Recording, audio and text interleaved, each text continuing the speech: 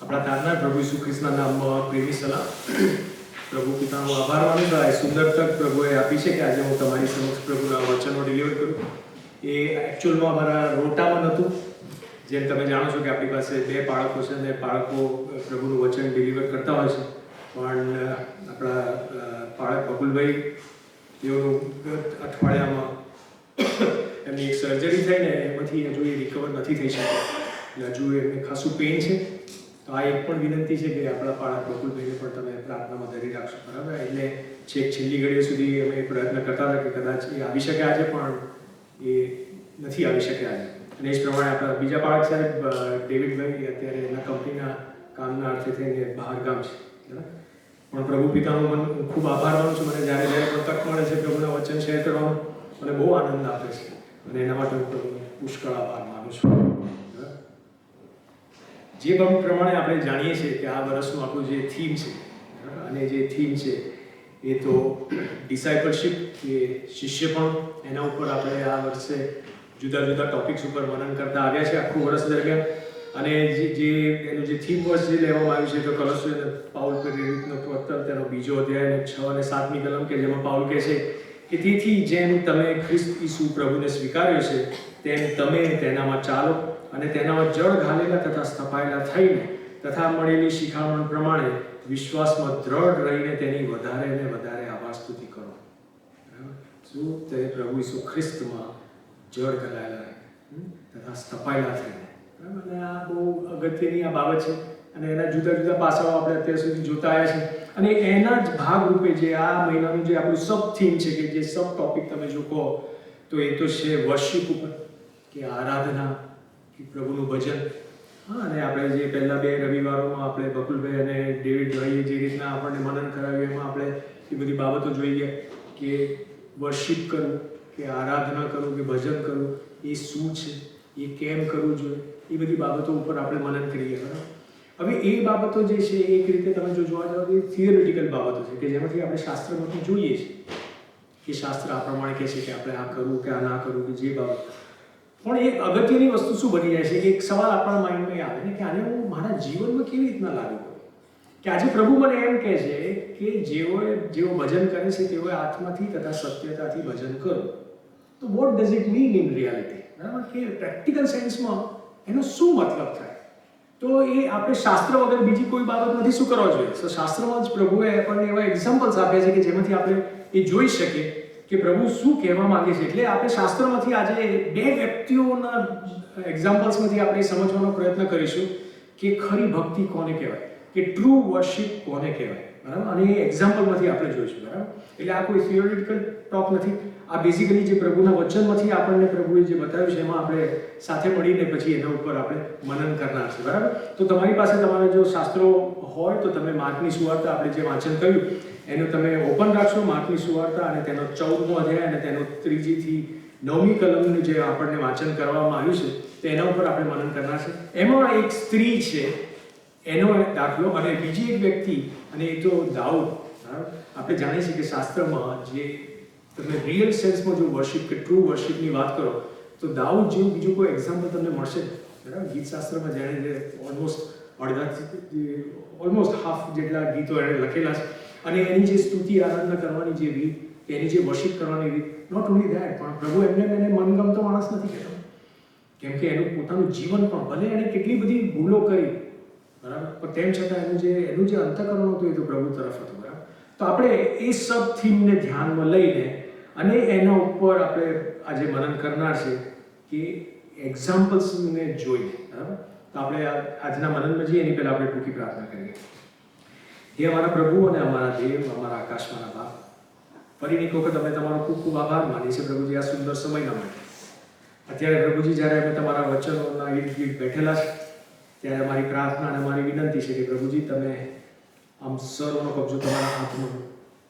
આ તો તમારા જીવંત વચનો છે પ્રભુ, અને પ્રભુ પવિત્ર આત્મા દેવ આ તમારા વચનોને તમે અમારા જીવનોમાં પ્રભુજી એને રિલેવન્ટ બનાવો તેવી ખાસ તમને વિનંતી કરી છે. મારી પ્રાર્થના છે કે પ્રભુજી મારી કોઈ પણ નબળાઈ આ તમારા વચનના આડે ન આવે, બસ તેવી કૃપા થાઓ. તમે આમ દરેકને આ તમારા વચનનો આશીર્વાદ આપો તેવી તમને વિનંતી કરીએ છીએ. કેમ કે અમે આ માંગીએ છીએ અમારા તારનાર પ્રભુ ઈસુ ખ્રિસ્તના નામમાં. આમેન.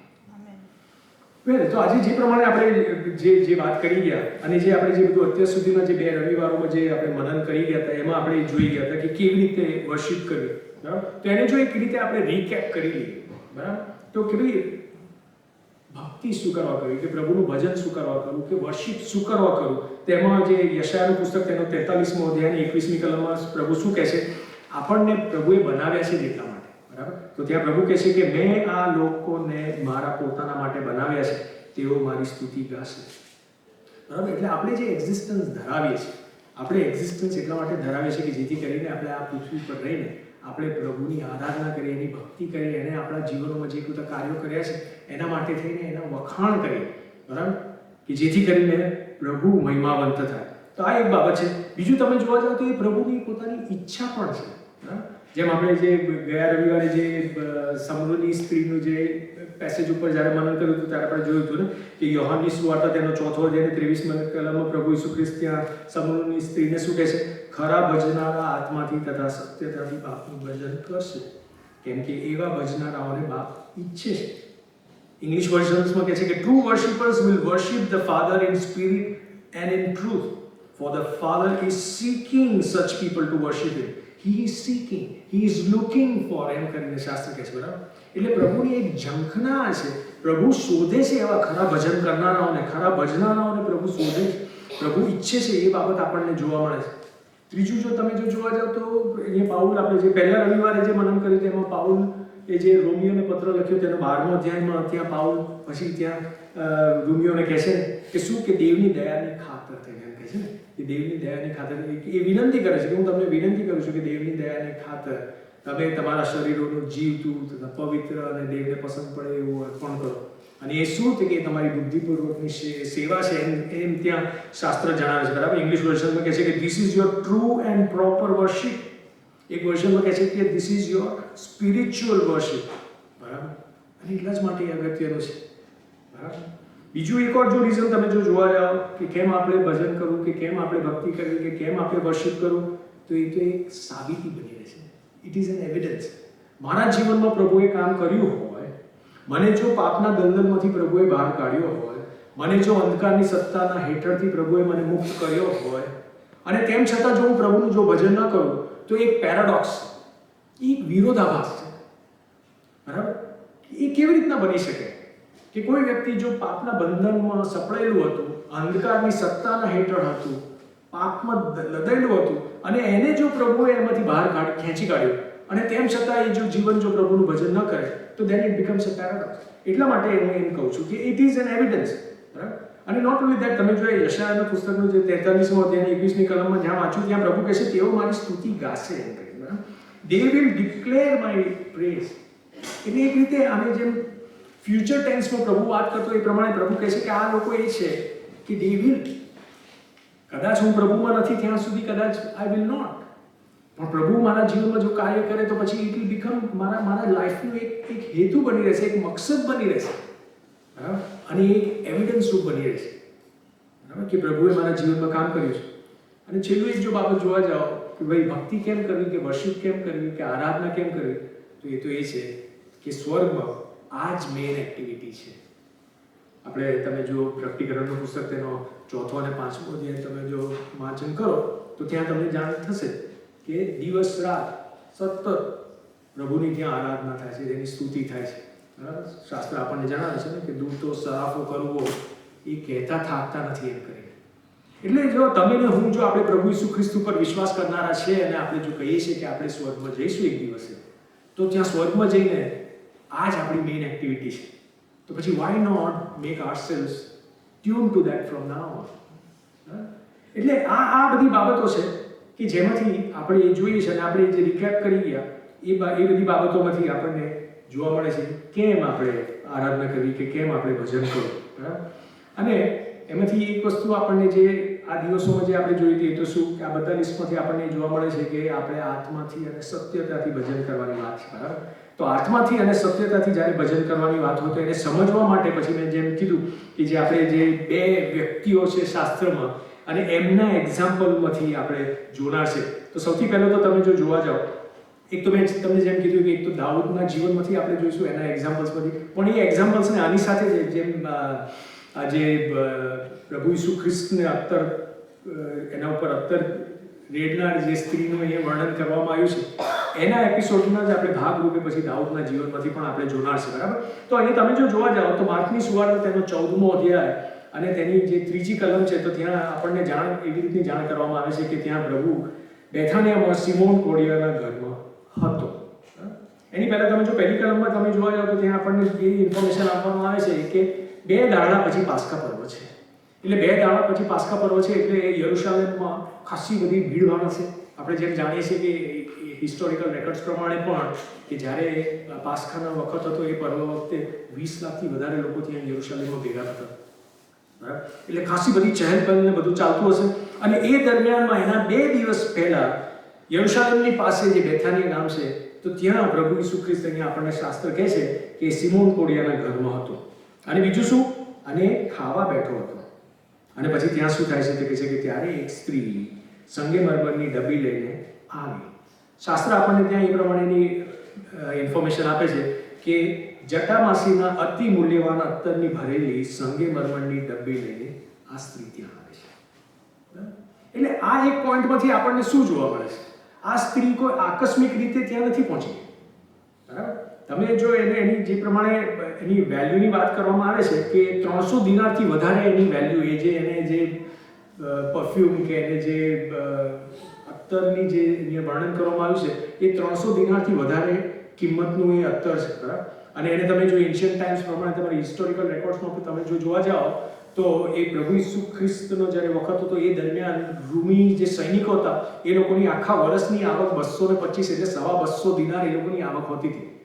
અને એ સમયમાં 300થી વધારે એટલે 1 વર્ષથી વધારે એની આવકની આ વસ્તુ અત્તરને લઈને આ સ્ત્રી ત્યાં આવે છે. એટલે કોઈ આકસ્મિક રીતે નથી પહોંચી, એ બહુ પ્લાનિંગ સાથે આવી છે, બરાબર. અને પ્રીમેડિટેટેડ પ્લાનિંગ સાથે આવી છે કે મારે આજે આ કરવાનું છે એમ કરી, બરાબર. એ એમને અહીંયા એને ગેટ ક્રેશ નથી કર્યો. એટલે એટલા જ માટે એટલે અગત્યની બાબત શું બની રહે છે કે આપણે જ્યારે ભજન કરવા આવીએ છીએ ત્યારે આપણે એક બહુ હેતુસર આવીએ છીએ. કદાચ આપણામાંના કોઈ કદાચ આજે જો પ્લાનિંગથી નહીં પણ આકસ્મિક રીતે અહીંયા આવી ગયા છે કે પ્રભુ તમને લઈને આવ્યો છે, દેટ્સ અ ડિફરન્ટ સ્ટોરી. પણ તમે અને હું જે આપણે ઓલરેડી અહીંયા આવવાના હતા તે આપણે બહુ સોચી સમજીને વિચારીને પ્લાનિંગ કરીને આવ્યા છે ને કે આજે હું પ્રભુનું ભજન કરવા માટે જવાનું છું. એ જુદી વસ્તુ છે કે કેટલાક જીવનો કદાચ એવું કે આજે મારે અહીંયાથી કંઈ કશું પ્રાપ્ત કરવા માટે જવું છે કે મારે કંઈ કશું હું કોઈને કશું આઈ એમ નોટ ક્રિટિસાઇઝિંગ એનીવન, બરાબર. પણ કેટલી વખત એવું પણ બનતું હોય છે કે મારે આજે મારું કંઈક વિઝાનો પ્રોબ્લેમ છે તો એના માટે કોઈને મળીશ, મારે રહેવાનો કંઈ પ્રોબ્લેમ છે એના માટે કોઈને મળીશ, જુદા જુદા હેતુથી આવતા છે, બરાબર. પણ અહીંયા આપણે જે આ સ્ત્રીની બાબત જ્યારે જોઈએ છે ત્યારે આપણને ચોક્કસ માહિતી એ મળે છે કે એ પ્લાનિંગ સાથે આવેલી છે, બરાબર. કોઈ પણ વ્યક્તિ આખા વર્ષની આવકથી વધારેની અત્તરની સંગેમરમરની ડબ્બી લઈને તો એમને ના આવે, એ પ્લાનિંગ સાથે આવે, બરાબર. અને એ આપણને અહીંયા જોવા મળે છે કે જ્યારે આ સ્ત્રી આવી ત્યારે શું તો એ બહુ જ ઇન્ટેન્શનલી અને બહુ જ સોચી સમજીને વિચારીને આખું પ્લાનિંગ કરીને આ સ્ત્રી આવી છે, બરાબર. એટલે આપણને એક બાબત અહીંયા આ સ્ત્રીના જીવનમાંથી શું શીખવા મળે છે કે આપણે પણ જ્યારે પ્રભુનું ભજન કરવા આવીએ છીએ ત્યારે આપણે એમને ના આવીએ, આપણે બહુ જ એક્સપેક્ટેશન સાથે આવીએ કે આજે હું પ્રભુની મુલાકાત લેવા જવાનો છું, આજે હું પ્રભુની મુલાકાત લેવા જવાની છું, હું પ્રભુનું ભજન કરવા જવાની છું. અને મારું એક જ હેતુ શું હોય, અને એ તો એ પ્રભુ ઈસુ ખ્રિસ્તનું ભજન, બરાબર. એ દેવ બાપે મારા ઉપર જે કૃપા કરી તે એના માટે એના વખાણ કરું, એની આરાધના કરું, એણે જે મને ઉપકારો મારા ઉપર ઉપકારો રેડી દીધા છે એના માટે એની આરાધના કરું, એની ઉપાસના કરું, અને એ હેતુસર આપણે આવીએ છીએ, બરાબર. અને અહીંયા સ્ત્રીના જીવનમાંથી આપણને જોવા મળે છે. બીજી વસ્તુ આપણને સ્ત્રીના જીવનમાંથી શું જોવા મળે છે તો એ જ કલમ જો ફરીથી એક વખત વાંચું તો ત્યાં શાસ્ત્ર કહે છે તે જટામાસીના અતિ મૂલ્યવાન અત્તરની ભરેલી સંગેમરમરની ડબ્બી લઈને આવી. આ એક બહુ મોટી કિંમત એણે ચૂકતી કરી છે. આપણે બધા જાણીએ છીએ, બરાબર. 1 વર્ષથી વધારેની આવકની તમે કોઈ જો વસ્તુ લઈને તમે પ્રભુ ઈસુ ખ્રિસ્તના માથા ઉપર રેડી દો છો તેની બહુ મોટી કિંમત ચૂકતી કરવામાં આવે. આપણે બધા જાણીએ છીએ, બરાબર. એ એને ફ્રી ઓફ કોસ્ટ નથી મળ્યું, એના માટે એણે કિંમત ચૂકતી કરી છે. અને એટલું જ નહીં, કિંમત ચૂકતી કરી છે એટલું નહીં, પણ એ કદાચ એનું એક બહુ ચેરિસ્ડ પોઝિશન હશે. આપણે બધા પરફ્યુમ્સ બધાને ગમતું હોય છે, બરાબર. અને એમાં પણ કોઈ જો એકદમ અલ્ટિમેટ ફર્સ્ટ ક્લાસ એકદમ એક્સપેન્સિવ જો પરફ્યુમ હોય તો આપણે કોઈને આપવાની તો વાત તો છોડો, કોઈને એક ટીપું પણ નહીં નાખે, બરાબર? જ્યારે એને તો આ સ્ત્રી તો એકદમ લેવિશલી પ્રભુના ઉપર એ નાખી દે છે. એટલે એક તો શું છે કે એને ફિનાન્શિયલ જે સેક્રિફાઈસ એણે કર્યું એ તો ઠીક છે, એ તો છે જ, પણ સાથે સાથે તમે જસ્ટ વિચારો કે આપણે જો 1 વર્ષની આવક જો પ્રભુને આપી દેવાની વાત આવે તો આપણે એ પણ જોઈએ કે આમાં એક મારું એક ફ્યુચર, મારી જે ફિનાન્શિયલ સિક્યોરિટી પણ એણે જતી કરી, બરાબર? કે જેમ કે આપણે પછી જોઈએ છે કે પેલા કેટલાક લોકો કચકચ પણ કરે છે કે આનો સારો ઉપયોગ કર્યો હોત આપણે, કે આ કર્યું તે કર્યું, બરાબર? પણ આ સ્ત્રી એવું નથી વિચારતી. એના માટે પરફ્યુમની કિંમત એટલી અગત્યની નથી કે જેટલી કિંમત એ પ્રભુ ઈસુ ખ્રિસ્તની પોતાના મનમાં જુએ છે. અને આ એક બહુ અગત્યની વસ્તુ છે. તમે ને હું જ્યારે આપણે અહીંયા ભજન કરવા આવીએ છીએ તો એ પ્રભુ ઈસુ ખ્રિસ્ત આપણા માટે કોણ છે? શું આપણે એ પ્રભુ ઈસુ ખ્રિસ્તને એવી રીતના જોઈએ છીએ કે આ એ આપણો તારનાર છે, આપણો પ્રભુ છે, આપણો રાજા છે, એટલું નહીં, પણ એને આપણા ઉપર અઢળક ઉપકારો કરેલા છે.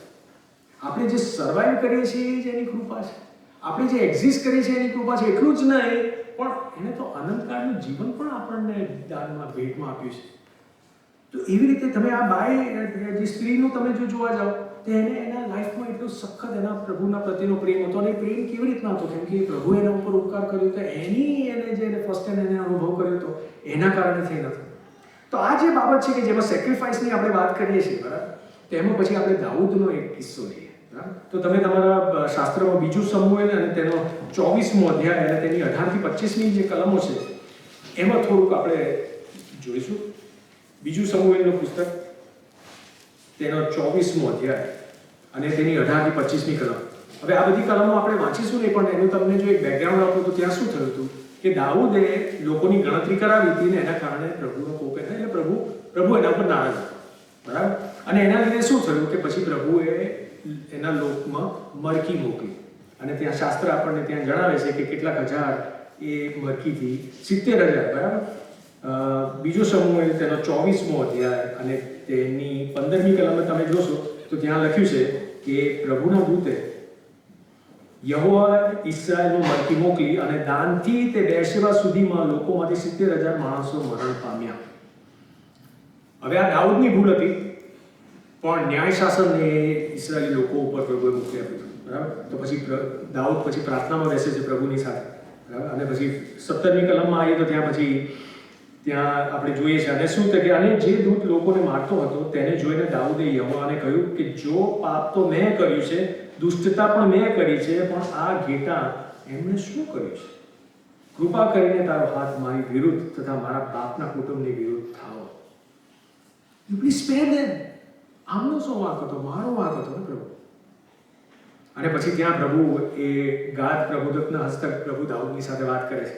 અને શું એ 18મી કલમથી તમે જો જોવા જાઓ 19મી કલમ, ના સોરી 18મી કલમમાં ત્યાં ગાદ પ્રબોધક દાઉદને કહે છે, તે દિવસે ગાદે દાઉદ પાસે આવીને તેને કહ્યું કે જઈને આરામના યબૂસીની ખડીમાં યહોવાને સારું વેદી બાંધ. આ પ્રભુએ મોકલી હતી, બરાબર, કે તું યુ ડુ ધીસ કર. આરામના યબૂસીની ખડીમાં જઈને તું યહોવાને વાસ્તે તું વેદી બાંધ. અને ત્યાં પછી શાસ્ત્રો લખે છે કે જે પ્રમાણે ગાદે કીધું એ પ્રમાણે પછી દાઉદ ગયો અને અરાવ્યાની પાસે પહોંચ્યો. અને અરાવનાએ દૂરથી જોયો કે દાઉદ આવી રહ્યો છે, રાજા આવી રહ્યો છે. એટલે પછી 22મી કલમમાં અરાવનાએ દાઉદને કહ્યું કે મારા મુરબ્બી એની પહેલા 21મી કલમ, અરાવનાએ પૂછ્યું કે મારા મુરબ્બી રાજા પોતાના સેવક પાસે કેમ આવ્યો છે?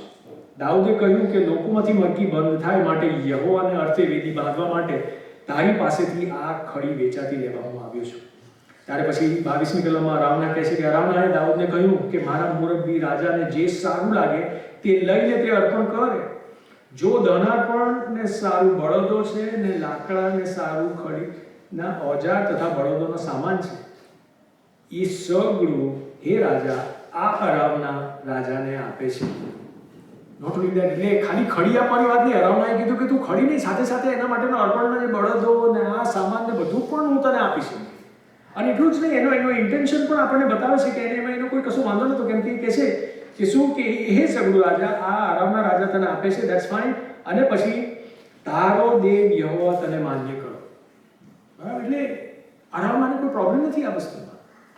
પણ ત્યાં પછી આપણે દાઉદનો રિસ્પોન્સ શું છે એ જોઈએ છે તો ત્યાં 24મી કલમમાં શાસ્ત્ર શું લખે છે? રાજાએ અરાવનાને કહ્યું કે એમ નહીં, પણ હું મૂલ્ય આપીને ખચિત તે તારી પાસેથી વેચાતું લઈશ. મારા દેવ યહોવા આગળ મને મફત મળેલા દનાર પણ હું નહીં જ કરીશ.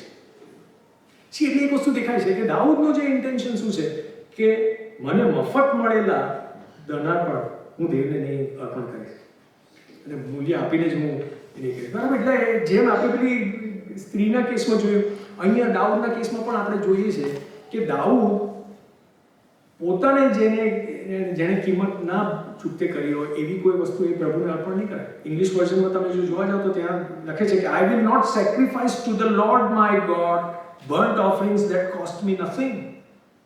બરાબર? એટલે અહીંયા આપણને શું જોવા મળે છે કે જે ખરી ભક્તિ છે, જે ખરી ટ્રુ વર્શિપ છે, it is never cheap. there is a price attached to it, there is a cost attached to it. Cost એટલે કેવી? કદાચ પૈસામાં કદાચ જો ના આવી હોય, પણ તમારો સમય, તમારા નાણાં, તમારા રિસોર્સિસ, એને તો તમારે સેક્રિફાઈસ કરવું જોઈએ. આપણે બધા આ પ્રદેશમાં આવે છે તો આપણે બહુ બધા બિઝી છીએ, બરાબર? અને there is nothing wrong in it. પણ શું મારી પાસે એ પ્રભુની આરાધના કરવા માટે કે એ ભક્તિ કરવા માટે શું કશું જતું કરું છું ખરું? કે પછી હું મારું બધું વ્યવસ્થિત રીતના સેટ હોય તો પછી મને જો ટાઈમ મળશે તો પછી હું પ્રભુની ભક્તિ કે પ્રભુની આરાધના કરીશ. તો એનો મતલબ શું થયો કે હું પ્રભુને લેફ્ટ ઓવર આપી રહ્યો છું, પ્રભુને એઠું આપી રહ્યો છું. આપણી ભક્તિ કેવી છે? આપણી વર્શિપ કેવી છે? અહીંયા દાઉદના કેસમાં એ જ પ્રમાણે આપણે જે પેલા સ્ત્રીના કેસમાં બી જોઈ ગયા કે તેઓએ પેલી સ્ત્રીએ પોતાના આખા વર્ષથી પણ વધારેની કમાણીની જે અત્તરની બાટલી હોય એ પ્રભુના ઉપર રેડી દીધી અને અર્પણ કરી દીધી. એની ફિનાન્શિયલ સિક્યુરિટી એને પ્રભુ ઉપર અર્પણ કરી દીધી, એના ફ્યુચર પ્લાનિંગ્સ કદાચ પ્રભુ ઉપર અર્પણ કરી દીધા, બધું એને પ્રભુ ઉપર અર્પણ કરી દીધું. શેના માટે? ખાલી એ પ્રભુની ભક્તિ કરવા માટે, એની વર્શિપ કરવા માટે. અને સેમ વસ્તુ આપણે દાઉદના એક્ઝામ્પલમાં બધી જોઈએ છે કે દાઉદની પાસે ઓપ્શન અવેલેબલ હતો, એને મફત મળેલી વસ્તુ એ અર્પણ કર્યો હતો, પણ એને ના પાડી. તમને કદાચ જો મોકો મળે તો તમે પછી જો કાળુતરના પુસ્તકમાં તમે એનો અભ્યાસ કરશો કે દાઉદે જ્યારે એને પ્રભુનું મંદિર બનાવવાની જ્યારે ઈચ્છા હતી ત્યારે એણે જે તૈયારી કરી હતી તેમાં કેટલું એણે પ્રભુના માટે સોનું ને રૂપું ને બધું સાઈડ ઉપર કાઢ્યું. આપણે ઇમેજિન ના કરી એવી રીતે એટલો ગાંડો હતો એ પ્રભુની પાછળ, એના પ્રભુના પ્રેમમાં એટલો ગાંડો હતો. ઓકે, એટલે આપણે કેટલી વખત દાઉદને એને જે એની વીકનેસીસ કે એને જે બધા લોચામાં એ બધી બાબતો જોઈએ છે પણ એના હૃદયને તમે જુઓ ને તો એ પ્રભુની સાથે એવા ગાઢ સંબંધમાં અને પ્રભુની ઉપર એવો ગાઢો પ્રેમ એનો હતો કે જેના માટે થઈને એ મફત મળેલી કોઈ વસ્તુ પ્રભુને અર્પણ કરવા માટે તૈયાર નહોતો. બરાબર? એટલે આપણે પહેલી બાબત આપણે શું જોઈ ગયા કે બહુ જ પ્લાનિંગ સાથે, પ્રી મેડિટેશન સાથે પ્રભુની ભક્તિ કરવા કે પ્રભુનું ભજન કરવા કે પ્રભુની વર્શિપ કરવા આવવાની વાત છે. અને બીજું આપણે જોઈ ગયા કે વર્શિપ, ટ્રુ વર્શિપ ક્યારે હોય કે જ્યારે એ મફત મળેલી વસ્તુ આપણે અર્પણ ના કરીએ પણ આપણું બેસ્ટ, આપણું કિંમતી, આપણે જેના માટે બહુ મોટી કિંમત ચૂકતે કરી હોય એ બાબત, ભલે પછી એમાં નાણાં હોય કે પછી આપણા સમય હોય કે જે કંઈ પણ હોય. બરાબર? સો એ બીજી બાબત હતી. ત્રીજી બાબત જો આપણે સ્ત્રીના એક્ઝામ્પલમાંથી આપણે જો જોવા જઈએ તો ત્યાં આપણને પછી શું જોવા મળે છે? તો લોકો ત્યાં કચકચ કરે છે. અને ત્યાં તમે જો જોવા જાઓ તો તમે પાછા આપણે માર્કની સુવાર્તા તેના 14મા અધ્યાયમાં તમે પ્લીઝ જશો તો ત્યાં આપણને શું જોવા મળે છે? તે કહે છે કે ત્યાં લોકોએ કચકચ કરી. ત્યાં જે બીજા બધા બેઠા હતા એમાં આપણે બીજી બધી સુવાર્તામાંથી પણ જાણીએ છીએ કે શિષ્યો પણ હતા અને શિષ્યોમાંને પણ એક જે કચકચ કરી હતી એ પણ આપણને ત્યાં ખબર છે. બરાબર? તો ત્યાં શું કહેવામાં આવે છે કે અત્તરનો આવી રીતે બગાડ શા માટે કર્યો? એ અત્તર 300 દિનાર કરતાં વધારે કિંમતે વેચી શકાત ને દરિદ્રીઓને અપાત. એટલે ત્યાં એને ક્રિટિસાઇઝ કરનારા પણ લોકો હતા. આપણે પણ જાણીએ છીએ કે જ્યારે વર્શિપ કરવા આપણે પણ બેસીએ છીએ ત્યારે એક વર્ગ એવો પણ હોય છે જે ખાલી ક્રિટિસાઇઝ જ કરે છે. બરાબર? અહીંયા પણ એવો વર્ગ હતો કે જ્યારે એ સ્ત્રી આટલું લેવિશલી એ પ્રભુ ઈસુ ખ્રિસ્તની જ્યારે આરાધના, એની ઉપાસના કરી રહી છે ત્યારે એક વર્ગ બેસીને ત્યાં ક્રિટિસાઇઝ પણ કરતું હતું અને કહે છે કે આવો બગાડ શા માટે? અને તમે જો જોવા જાઓ અહીંયા જ્યારે એ લખે છે કે આને આટલા કિંમતે વેચી શકાત અને દરિદ્રીઓને અપાત. બરાબર? આપણે યોહાનની સુવાર્તામાં તમે જોવા જાઓ તો આપણને એની અસલિયત પણ જોવા મળે છે. તો ત્યાં આપણને શું જોવા મળે છે? તો કહે છે કે ગરીબોને, ત્યાં યહૂદા ઇસ્કરિયોત આ બાબતને વર્ણન કરતો દેખાય છે. અને ત્યાં આપણને શું જોવા મળે? તો કહે છે કે શાસ્ત્ર કહે છે ગરીબોના માટે તેને દાળ જતી એ કારણથી તેણે એમ કહ્યું ન હતું, પણ તે ચોર હતો અને થેલી રાખતો હતો અને તેમાં જે નાખવામાં આવતું હતું તે ચોરી લેતો હતો, માટે તેણે આપ્યું. બરાબર? આપણા મોટિવ્સ, મારા હૃદયમાં શું છે તમે લોકો નથી જાણતા, પણ પ્રભુને તો હું ડિસીવ નથી કરી શકતો. પ્રભુ તો બધું જાણે છે. એટલે કદાચ આમ બહુ મોટી તમે વિઝ્યુઅલાઇઝ કરો કે આજે ત્યાં જો એ બધા બેઠા હોત અને આ સ્ત્રીએ જ્યારે આવું કર્યું ત્યારે કોઈ એમ કીધું કે આપણે આટલું વેસ્ટ શું કરવા કર્યો, આપણે ગરીબોના માટે કર્યું. એવા બધા ઘણા બધા સજેશન્સ આવતા છે ને, આપણે ગરીબોના માટે, નાના માટે, પણ ટ્રુ મોટિવ આપણે જે હૃદયમાં શું છે એ તો પ્રભુ જાણે છે. બરાબર? તે અહીંયા આપણને શાસ્ત્ર એ બાબતે જણાવે છે પણ ખરું. બરાબર? અને નોટ ઓનલી ધેટ કે એ લોકો એવી રીતના એની નારાજગી ત્યાં વ્યક્ત કરી એટલું જ નહીં, પણ ત્યાં શાસ્ત્ર લખે છે કે તેઓએ તેની વિરુદ્ધ કચકચ કરી. ઇંગ્લિશ વર્ઝનમાં તમે જોવા જાઓ તો કહે છે કે દે રિબ્યુક્ડ હર હાર્શલી.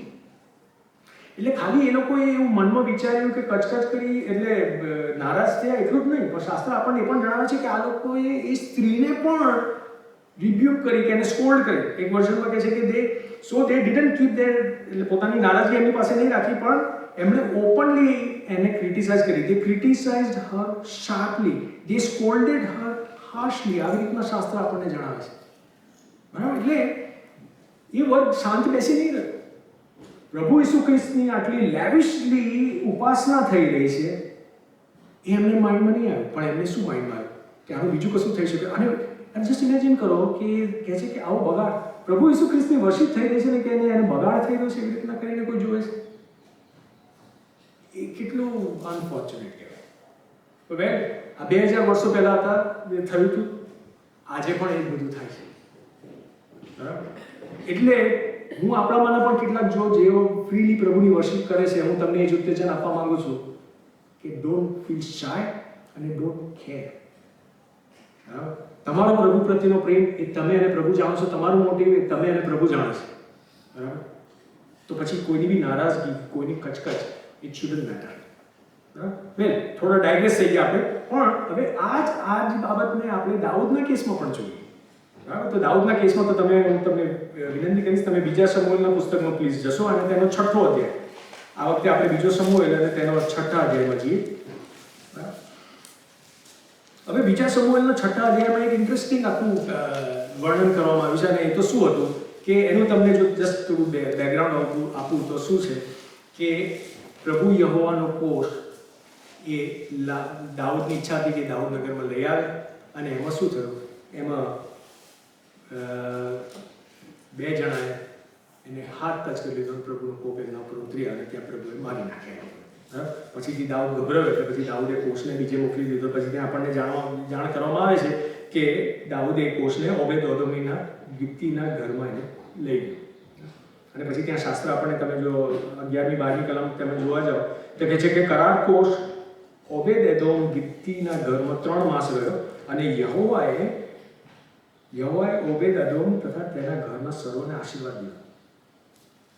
અને શું થાય છે તો પછી 12મી કલમમાં કહે છે કે અને દાઉદ રાજાને સમાચાર મળ્યા કે દેવના કોષને લીધે યહોવાએ ઓબેદ-એદોમના કુટુંબને તથા તેના સર્વસ્વને આશીર્વાદ દીધો છે. ત્યારે દાઉદ જઈને દેવના કોષને ઓબેદ-એદોમના ઘરમાંથી દાઉદ નગરમાં ઉત્સવ સાથે લઈ આવ્યો. એટલે એને એક કોન્ફિડન્સ પર આવી ગયો કે ના, પ્રભુ મારાથી એ નથી કરી. બરાબર? અને એમાં પછી આપણને તમે જો આખું જો વર્ણન કરશો તો ત્યાં તમને જોવામાં શું મળે છે કે દાઉદ ત્યાં પ્રભુની સમક્ષ નાચે છે. બરાબર? અને ફ્રીલી નાચે છે. અને એ આપણને ત્યાં જોવા મળે છે 16મી કલમ. અને યહોવાનો કોષ દાઉદ નગરમાં આવતો હતો ત્યારે એમ બન્યું કે શાઉલની દીકરી મિખાલે બારીમાંથી નજર કરી તો દાઉદ રાજાને યહોવાની આગળ કૂદતો તથા નાચતો દીઠો. એની પહેલા તમે જો 14મી કલમમાં તમે જે ઇન્ફોર્મેશન આપવામાં આવી છે એ તમે જો જોવા જાઓ તો કે છે અને દાઉદ યહોવાની આગળ પોતાના બધા બળથી નાચતો હતો. અને દાઉદે શણનો એફોદ અંગે વીંટાળેલો હતો. આપણે વર્શિપના સોંગમાં કહીએ છે ને જૈસે Dawood નાચા. The spirit of the Lord moves in my heart when I dance like David dance. આ શાસ્ત્રના એનામાંથી લીધું છે. અને ત્યાં શું થાય છે, દાઉદની સ્ત્રી એટલે શાઉલ રાજાની જે દીકરી હતી મિખાલ, અને એણે જોયું. બરાબર? અને ત્યાં શાસ્ત્ર લખે છે કે તેણે પોતાના અંતઃકરણમાં તુચ્છ ગણ્યો. સો અનફોર્ચ્યુનેટ. પછી શું થાય છે? તો બધું આખું બધું પતી જાય છે. દાઉદ એકદમ ખુશ છે, દાઉદ બધાને આશીર્વાદ આપે છે. એટલું જ નહીં, પણ દાઉદ પછી દરેકને ત્યાં 19મી કલમમાં જોવા જાવ તો કે દરેક સ્ત્રીને પુરુષને એક એક રોટલી, કેટલુંક માંસ તથા સૂકી દ્રાક્ષાની એક એક બાટી વહેંચી આપે. અને પછી સર્વ લોક પોતપોતાને ઘેર ગયા. અને પછી શું? તો પછી દાઉદ પોતાના ઘરના માણસોને આશીર્વાદ દેવા પાછો આવ્યો. અને શાઉલની દીકરી મિખાલે દાઉદને મળવા બહાર આવીને કહ્યું કે આજે ઇઝરાયલનો રાજા કેટલો મહિમાવાન દેખાતો હતો. સાર્કાઝમ લેંગ્વેજમાં અત્યારે વાત કરી છે. કેટલો મહિમાવાન દેખાતો, કેમ કે જેમ કોઈ હલકો માણસ નિર્લજ્જતાથી નવસ્ત્રો થાય, તેમ તે પોતાના ચાકરોની દાસીઓના દેખતા આજે નવસ્ત્રો થયો. જેમ આપણે પેલી સ્ત્રીનું જ્યારે પ્રભુ ઈસુ ખ્રિસ્તનો એણે જ્યારે ભક્તિ કરી, આરાધના કરીને જે ક્રિટિસિઝમ જોયું, આપણે એવી જ રીતની અહીંયા નારાજગી અને ક્રિટિસિઝમ અહીંયા દાઉદના કેસમાં પણ એની વાઈફને, એની સ્ત્રીના પાસેથી આપણને જોવા મળે છે. અને એટલું જ નહીં, એની સ્ત્રીને દાઉદ જે રીતે પ્રભુનું ભજન કરતો હતો કે ભક્તિ કરતો હતો, એનાથી એને પોતાને એમ્બેરેસિંગ ફીલ થયું. ખાલી એટલું જ નહીં, પણ એ આગળ એક બાબત પણ કહે છે. શું? અને એ તો એ જ કે શું? પોતાના ચાકરોની દાસીઓની દેખતા આજે નવસ્ત્રો થયો.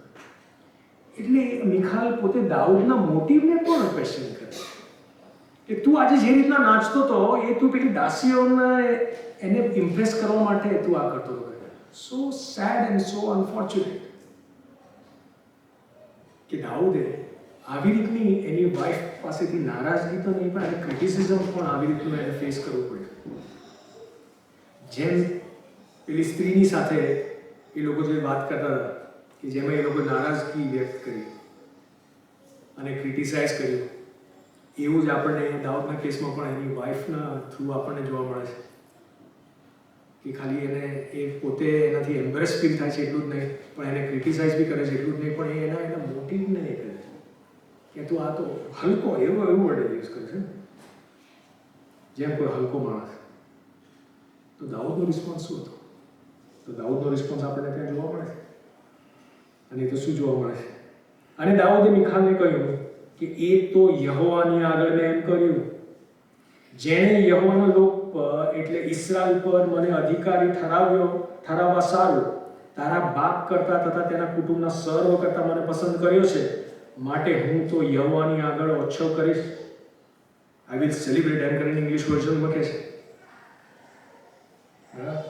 I was dancing before the Lord. એના માટે who chose me over your father and above all his house.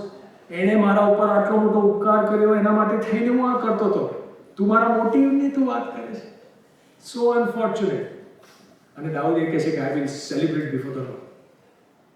આ એની ભક્તિને એના માટેનો જે રિસ્પોન્સ હતું એ આ હતો. એટલે ઇન શોર્ટ તમે દાઉદનો રિસ્પોન્સ બી જુઓ અને એ સ્ત્રીનો બી રિસ્પોન્સ જુઓ. એને જે ક્રિટિસાઇઝ કરવામાં આવ્યું, કે જે નારાજગી કરવામાં આવી, સ્ત્રીના પાસેથી આપણે કશું સાંભળતા જ નથી. એનું કોઈ પ્રત્યુત્તર છે જ નહીં આપણા કેસમાં. અને તમે ઇન્સિડન્ટલી તમે જો પછી એ બીજો સમયનો તેનો 6થો અધ્યાય તેની છેલ્લી કલમ જુઓ તો ત્યાં શાસ્ત્ર શું લખે છે? 23મી કલમ. અને શાઉલની દીકરી મિખાલને તેના મરણના દિવસ સુધી કોઈ છોકરું થયું નહીં. આઈ ડોન્ટ નો કયા રીઝનથી, પણ શાસ્ત્ર અહીંયા મેન્શન કર્યું છે.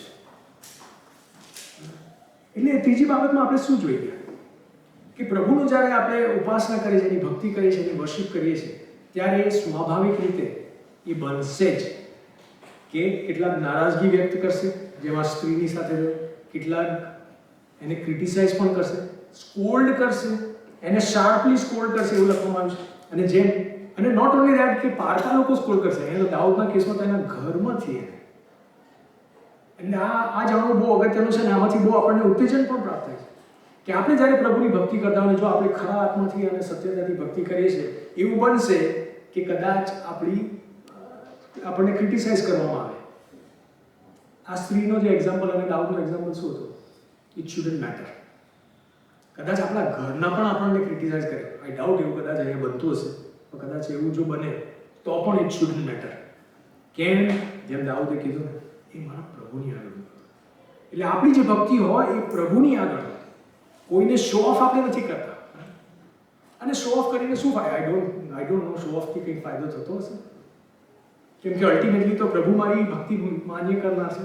લોકો શું કરશે એનાથી કશું નથી થતું ને, બરાબર. એટલે આપણે આ બધા પોઈન્ટ્સમાં આપણે શું જોઈ ગયા, આપણે દાઉદ અને આ સ્ત્રીના એક્ઝામ્પલમાંથી આપણે શું જોઈ ગયા કે બંને જણા બહુ જ પ્રિપેરેશન સાથે, બહુ જ મેડિટેશન સાથે, પ્લાનિંગ સાથે, એટલે કોઈ એક્સિડન્ટલી પ્રભુની ભક્તિ કે એની વર્શિપ કરવા નથી આવ્યા, બરાબર. બહુ જ સોચી વિચારીને અને ઇન્ટેન્શનલી આવ્યા. અને આપણા જ માટે એક ચેલેન્જ શું બની રહે કે આપણે પણ જ્યારે પ્રભુનું ભજન કરવા માટે આવે તો આપણે બહુ જ ઇન્ટેન્શનલી, બહુ જ એને પ્લાનિંગ સાથે, બરાબર, કે આજે હું મારા અર્પણો પ્રભુને ચડાવવાનો છું એમ કરીને પ્રભુની પાસે આવે. એટલું જ નહીં, બીજી બાબતમાં આપણે શું જોઈ ગયા કે બહુ મોટી કિંમત ચૂકતે કરી આ સ્ત્રીએ. દાઉદના કેસમાં પણ આપણે જોઈએ છે કે મફત મળેલું હું દેહને નહીં અર્પણ કરું, હું લેફ્ટ ઓવર્સ નહીં આપું, બરાબર. એટલે શું કર્યું, એ સ્ત્રીએ પણ પોતાની ફિનાન્શિયલ સિક્યુરિટી જતી કરી, પોતાના પ્લાનિંગ્સ, પોતાના બધા એમ્બિશન્સ બધા જતા કર્યા અને પ્રભુને એ ભક્તિ કરી રહી છે. અને ત્રીજું આપણે જોઈ ગયા કે શું થયું કે એને પ્રભુની વર્શિપ કરતી હતી, એની ભક્તિ કરતી હતી. અને એ જ પ્રમાણે દાઉદ પણ જ્યારે પ્રભુની વર્શિપ કરતો હતો, એની ભક્તિ કરતો હતો અને પોતાના પૂરેપૂરા સામર્થ્યથી એ ભક્તિ કરતો હતો, ત્યારે શું થયું, નારાજ થનારા લોકો પણ હતા અને ક્રિટિસાઇઝ કરનારા લોકો પણ હતા. પણ તેમ છતાં એ બંનેનો રિસ્પોન્સ આપણે શું જોઈએ છે કે એ લોકોને કોઈ ફરક ના પડ્યો. અને આપણને આ જ બાબત આપણને ઉત્તેજન આપે છે. તો આ બધું તો આપણે જોઈ ગયા, પણ એમાં પછી આઉટકમ શું થયું એ પણ અગત્યનું છે કે આ બધાનું પછી આઉટકમ શું થયું. તો તમે જો માર્કની સુવાર્તા તેના 14મા અધ્યાયમાં પ્લીઝ પાછા જશો તો ત્યાં આપણને શું જોવા મળે છે. તો ત્યાં પછી પ્રભુ ઈસુ ખ્રિસ્ત બોલે છે. એ સ્ત્રીએ કશું બોલવાની જરૂરત નથી પડતી, એટલીસ્ટ અહીંયા તો આપણને મેન્શન નથી કર્યું. સ્ત્રીએ કોઈ બી વર્ડ નથી કર્યો, ખાલી આપણે એને શું જોઈએ છે, એની એક્શન્સ જોઈએ છે કે જે પ્રભુની ભક્તિ કે એની આરાધના કરી રહી છે, બરાબર. અને આપણે જોઈએ છીએ કે લોકો કચકચ કરે છે, અને વિરોધ ઉઠાવે છે, અને ક્રિટિસાઇઝ કરે છે, અને સ્કોલ્ડ કરે છે, જે બી કરે છે, તો પણ એ સ્ત્રીએ કશું કહેવાની જરૂર નથી પડતી. પ્રભુ ઈસુ ખ્રિસ્ત કહે છે. અને પ્રભુ ઈસુ ખ્રિસ્ત પછી શું કહે છે, તો પ્રભુ ઈસુ ખ્રિસ્ત એને કહે છે, એ લોકોને કહે છે, એને રહેવા દો, એને કેમ સતાવો છો, એણે મારા પ્રત્યે ભલું કામ કર્યું છે. એટલે આ એક બહુ મોટી ઉત્તેજન આપનારી બાબત બની રહે છે કે જ્યારે આપણે પૂરેપૂરા આત્માથી, સત્યતાથી, આપણા પૂરેપૂરા સામર્થ્યથી જ્યારે પ્રભુની આપણે આરાધના કરીએ છીએ, ત્યારે પ્રભુ આપણી ભક્તિને માન્ય કરે છે અને એને એકનોલેજ કરે છે અને એને એપ્રિશિએટ પણ કરે છે, બરાબર. એટલે આપણે લોકોની કોઈ ભાવના નથી કરતા, પ્રભુ તરફથી, બરાબર.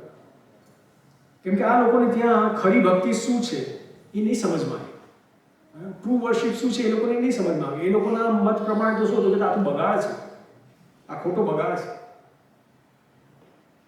કેટલી હિપોક્રેસી આપણને એ પણ જોવા મળી કે જેમાં પછી શાસ્ત્રે કીધું ને કે ભાઈ આને વેચીને તો આપણે દરિદ્રીઓને આપ્યું હોત, એવી હિપોક્રેસી પણ આપણને ત્યાં જોવા મળી. પણ એવું નથી. એટલે પ્રભુ તો ઉપરથી એને લોકોને ત્યાં ધમકાવે છે કે એને રહેવા દો, એને કેમ સતાવો છો, કેમ કે એણે મારા પ્રત્યે ભલું કામ કર્યું છે. અને એટલું જ નહીં, પછી પ્રભુ આગળ જતા બી પછી એક કલમમાં પછી આપણને ત્યાં શું કહેવામાં આવે છે, 9મી કલમ, વળી હું તમને ખચિત કહું છું કે આખા જગતમાં જ્યાં કંઈ સુવાર્તા પ્રગટ કરાશે ત્યાં આ સ્ત્રીએ જે કર્યું છે તે એની યાદગીરીમાં કહેવામાં આવશે. હાલેલુયા. કેટલું ગજબ. આજે 2000 વર્ષ પછી એ સ્ત્રીએ જે કર્યું એના ઉપર આપણે અત્યારે મનન કરીને આપણે ઉત્તેજન પ્રાપ્ત કરી રહ્યા છીએ, અને કેટલું પ્રભુનું એ વચન પ્રભુ પૂરું કરી રહ્યો છે કે જ્યાં કંઈ પણ સુવાર્તા પ્રગટ કરાશે ત્યારે આજે સ્ત્રીએ મારી યાદગીરીમાં જે કરી એટલે એની યાદગીરીમાં આનું વર્ણન કરવામાં આવશે. તો એટલે અત્યારે આપણે આ બધી જે બધી બાબતોમાંથી આપણે જોઈએ, દાઉદ અને આ સ્ત્રીએ આવી રીતનું પ્રભુનું ભજન કરવું જોઈએ. અને એની પાછળનું પછી કારણ શું હતું કે જે દાઉદના કેસમાં હતું ને એ જ પ્રમાણે આ સ્ત્રીના કેસમાં પણ હતું કે એમને પોતાનું પાપી હોવાનું જે ભાન, અને પોતાનું પાપી હોવાનું ભાન એટલું જ નહીં, પણ એ પ્રભુ ઈસુ ખ્રિસ્તમાંથી કે દેવબાપમાંથી આપણને જે પાપોની માફીની જે ગિફ્ટ મળી અને આપણે ડિઝર્વ નહોતા કરતા તેમ છતાં પણ એણે આપી, અને એના માટે થઈને જે ગ્રેટિટ્યુડની ભાવના હતી એના માટે થઈને એ લોકો ભક્તિ કરી આગળ. તમે જો જોવા જાઓ આ બંને જણાએ એ પ્રભુની દયા, એની કૃપા, એની કરુણાનો ફર્સ્ટ હેન્ડ અનુભવ કર્યો હતો. અને એટલા જ માટે હું જે પહેલાં કહેતો હતો ને કે જો વર્શિપ થતી હોય અને હું જો શાંત બેસી રહું તો કદાચ એ પ્રભુનું કામ મારા જીવનમાં થયું જ નથી. કેમ કે જેમ વિરોધાભાસની આપણે વાત કરતા હતા કે જો એ પ્રભુનો ઉપકાર અને મારા જીવનમાં એને ફર્સ્ટ હેન્ડ અનુભવ કર્યો જો એ પ્રભુ ઈસુ ખ્રિસ્તમાં મળતી પાપોની માફીનો અનુભવ મેં મારા જીવનમાં અનુભવ કર્યો હોય, જો મારા મગજમાંથી ગિલ્ટ આખું દૂર કરવામાં આવ્યું હોય, જો હું ડિઝર્વ નથી કરતો તેમ છતાં પણ મને આનંદકાળનું જીવન મને જો ભેટમાં આપવામાં આવ્યું હોય, તો પછી પ્રભુની હું કેવી રીતે ભક્તિ ના કરી શકું? હું કેવી રીતે શાંત બેસી શકું? એનો મતલબ એવું બી નથી કે જેઓ ખાલી એક્શન્સથી જ કરે છે એ જ ભક્તિ કરે. ના, હું તો એટલું જ કહું છું કે તમારા અને પ્રભુની વચ્ચેની વાત છે, બરાબર? મારા અને પ્રભુના વચ્ચેની વાત છે. પણ આજે ક્વેશ્ચન એ થઈ રહે કે શું મેં પ્રભુની દયા, એની કૃપાનો મેં અનુભવ કર્યો છે? કેમ કે પાઉલ રોમિયોને પણ જ્યારે 12મા અધ્યાયમાં કહે છે, રોમિયોના પત્રમાં તમે જોવા જાઓ તો 1 થી 11મા અધ્યાયમાં પાઉલે આખું કેવી રીતના પ્રભુની દયા આપણા ઉપર થઈ એનું આખું વર્ણન કર્યું છે, બરાબર?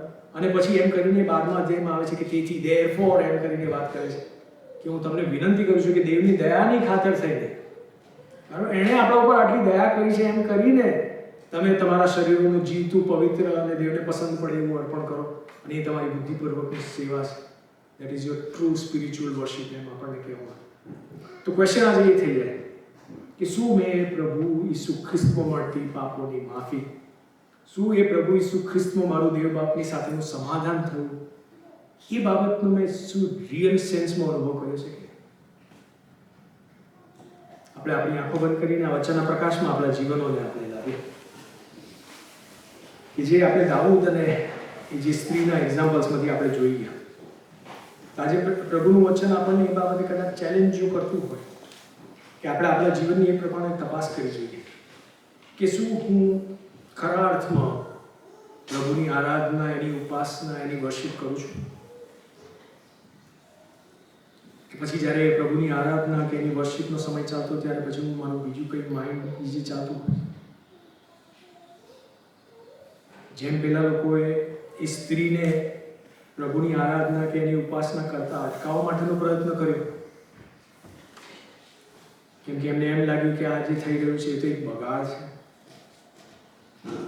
શું કદાચ મારી વિચારધારા પણ એવી રીતે નથી? પણ આજે દાઉદ અને એ સ્ત્રી બંને આપણને એ પ્રમાણે પડકાર આપે છે કે જો કદાચ આપણે સહન કરવું પડે તો એ પ્રભુના માટે છે એમ કરીને આપણે સહન કરવું જોઈએ. અને એ બીજા કોઈ પણ જો નારાજગી વ્યક્ત કરે, કદાચ આપણા ઘરના પણ જો એ નારાજગી વ્યક્ત કરે, કદાચ જો ક્રિટિસાઇઝ કરે, then it shouldn't matter to us. વસ્તુ એ જ બની રહે છે અને ક્વેશ્ચન એ જ છે કે શું મેં પ્રભુની દયાનો અનુભવ કર્યો છે ખરો? તો પ્રભુ આપણને એનું આમંત્રણ તો ઓલવેઝ આપીને રાખેલું છે. અમારા પ્રભુ અને અમારા દેવ, અમે તમારો પુષ્કળ આભાર માનીએ છીએ તમારા વચનોના માટે. તમે સર્વ સમર્થ સનાતન ઈશ્વર હોવા છતાં પણ, તમે અતિ પવિત્ર ઈશ્વર હોવા છતાં પણ, તમે આમ જેવા પાપી મનુષ્યો, કીડા મકોડા સમાન મનુષ્યોમાં તમે રસ ધરાવો છો. પ્રભુજી, આ તો અમને ગળે નથી ઉતરતું, અમને સમજમાં નથી આવતું કે આવો કેવો પ્રેમ.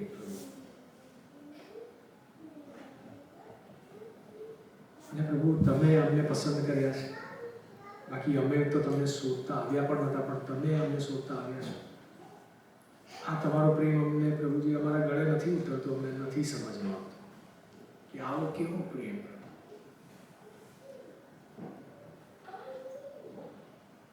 અમારી પ્રાર્થના છે કે પ્રભુ, આ તમારા વચનો અમારા દરેકના અંગત જીવનોમાં પ્રભુ પવિત્ર આત્મા દેવ, તમે એને એ પ્રમાણે પ્રભુજી એને એપ્લિકેબલ કરો કે અમારામાંનું એક ભાઈ તથા બહેન અમે આત્માથી અને સત્યતાથી તમારી ભજન, તમારું ભક્તિ, તમારી આરાધના કરનારા, તમારી વર્શિપ કરનારા બની રહીએ.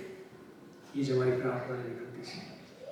જેથી કરીને જેમ એ સ્ત્રીએ કર્યું એમ, જેમ દાઉદે કર્યું એમ, કે પ્રભુ તમારા માટે થઈને અમે અમારા જીવનો એવી રીતના જીવીએ કે અમારા જીવનો જ એક વર્શિપ બની રહે, કે જ્યારે લોકો અમને જુએ ત્યારે તેઓ તમે અમારા ઉપર જે ઉપકારો કર્યા છે એ બાબતોને નિહાળે, કે જેથી કરીને સર્વ લોકો પ્રભુ ઈસુ ખ્રિસ્ત તમારા તરફ આકર્ષાય, કે જેથી કરીને તમારું નામ બુલંદ બનાય, તમને મહિમા મળે.